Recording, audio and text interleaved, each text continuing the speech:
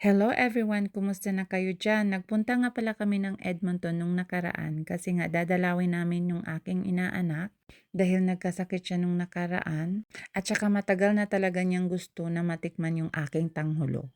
At dahil 3 hours ang drive papuntang Edmonton, mayroon akong baong cherry at saka balat na narambutan para may nguya-nguyain habang nasa biyahe.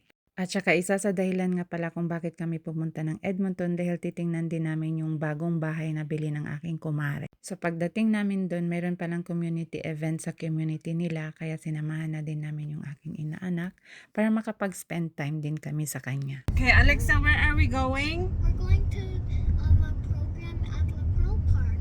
Wow. What we're going to do there? We're gonna get to hot air. No. There's like there's hot air balloon ride, face painting, balloons, hot cat, down bouncy Ito yung laman castle, ninyong bahay. car shows, barbecue and more. Wow. Alexa, this is your old house. Yeah, that's your old house, right? Here. Yeah, right? Yeah. Yeah. I think we're gonna have some fun, right? Yeah. Yay! Bongga. Pagkadating na namin doon sa event, konti pa lang yung mga tao kasi maaga pa. Meron silang hot air balloon. Then may naka-display na EMS na open siya. May nag-explain kung paano sila nag-operate sa loob at saka sa labas. Pwede ka din pumasok, pwede kang mag-ask ng mga question. At saka meron din mga sports cars and police cars. Meron din mga pagkain. Meron din silang bouncy castle. Parang feeling ko pag sa atin, parang fiesta siya. May tugtugan, may face painting, at saka car show. So then everything shows up on this. Even the back? Even the back, you can see? So like if you pass me, I You can can still still- see your speed behind me. Oh. So a lot of people slow down. Guys, ang bait ng police, in-explain niya kung paano yung speeding at saka ang gwapo niya. Charot lang. So ito pala yung mga sports car na aming nakikita doon.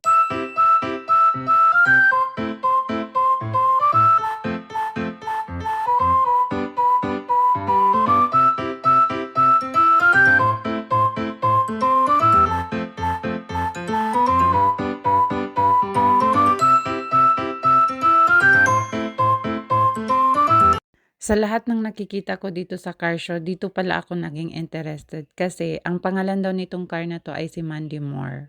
Nabili nga daw ito noong 1953 at ang halaga lang ay 1,650 Canadian dollars. So ganun daw yung average ng cars nung taon na yon. At saka yung gas nila noon is just 20 cents. And ang average income daw ng isang tao is nasa 4,000 lang isang taon. Just imagine guys, but that was 71 years ago. At kung i-compare natin yung presyo ng gas noon at saka ngayon, hindi masyadong ang itinaas niya kasi kung dati ay 20 cents, ngayon ay nasa $1.65 lang ang gas namin dito. Pero pagdating sa sweldohan at saka sa presyo ng car, sobrang taas ng itinaas. Diba? So yan, i-share ko lang. That's your what's... Lanson. Is it Hello Kitty? Oh, you look so pretty. You like it? Pauwi na kami. Dami ng tao. Oh.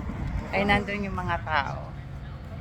Okay, so we're done at La Pearl, right? Yeah. And So- I bring my friend with me. Yeah. So what are we going to do now? Go to the Philippines. Make Tunghulu. Go to the Philippines. No, make Tunghulu. Did you get all the ingredients, Yeah. the fruits? Yeah. No, I got the fruits. Okay. Who got the sugar? So while Daddy is doing barbecue, we're gonna make tanghulo, okay? Yeah. Yay!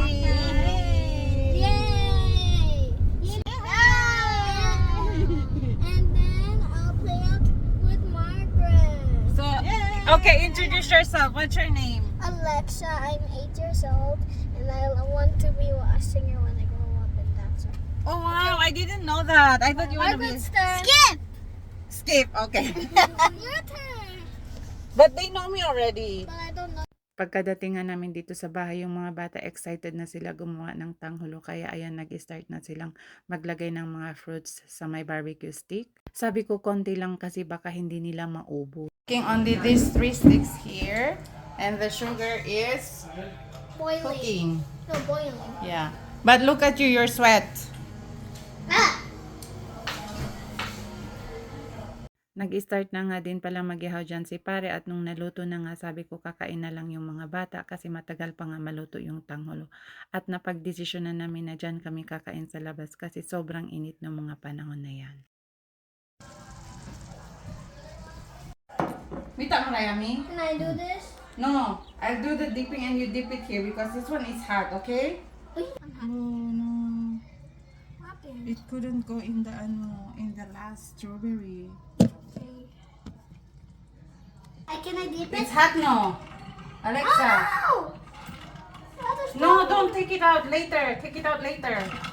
It's get out. Okay, Can I? down. Yeah. Ah, Try it. maybe. Why it's not crunchy? Crunchy. It's not crunchy? Oh no. Wait, it's not crunchy. And yes, I did it again. Hindi na naman crunchy pero gumawa ako ng panibago at saka yun tuwang-tuwa sila and shinare nila sa kanilang friends sa labas. Yes, sure. Try it. Wait. I think it's not crunchy. Oh, she's sticky. Oh, stick together. Ah, Oh no. It's crunchy! My God! Let's yum. Thank you guys for watching. Bye-bye. I think you need to eat your lunch first.